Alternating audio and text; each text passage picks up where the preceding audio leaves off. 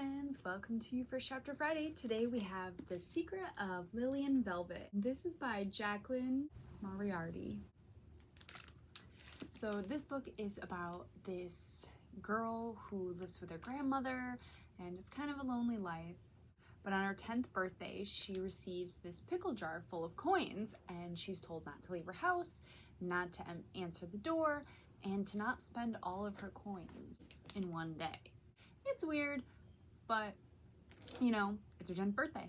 And then she's transported into this magical world to a different time in a different place, and she meets all of these new characters, a boy that's about to be crushed to death at a circus, a boy who likes to skateboard, a whole bunch of different characters, and she's not sure if she's supposed to save them, what happens if she doesn't. It's basically just a really cool book with magic and danger and a jar of coins. So the first chapter, part 2, chapter 1.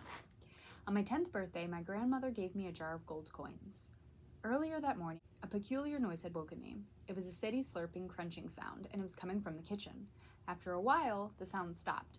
Silence fell. I dozed until it was time to wake up. Then I put on my dressing gown, came out to the living room, and sat on the table. "Many happy returns," my grandmother said, pushing a jar of gold coins toward me. I hefted the jar with both hands, feeling its weight and its sunlit warmth, and read the label, "Always fresh, established 1977, dill pickles."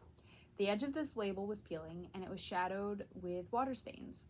I remembered the slurping, crunching sounds I'd heard earlier.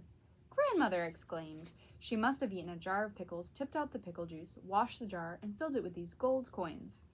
It was the effort of this that thrilled me, even more than the coins themselves. As far as I knew, my grandmother didn't even like pickles. "Eat your toast, child," grandmother replied, "and I will tell you the plans." While she talked, I unscrewed the lid of the jar and dug out a coin. In my country, which is called Australia, there are both gold and silver coins. The gold coins represent $1 or $2.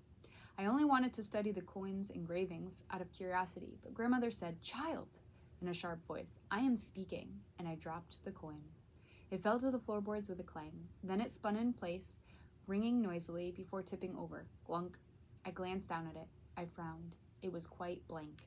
"Child," grandmother repeated more calmly, "have you understood?" It was then that these words she had been speaking fell sideways with a clunk inside my mind. Grandmother intended to go out.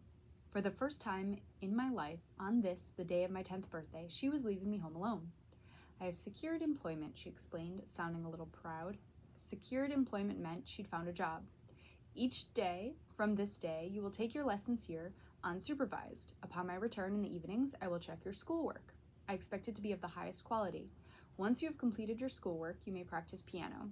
You might also," she stood, nudged the fallen coin with her slipper foot, and then, crouching, picked it up and handed it to me.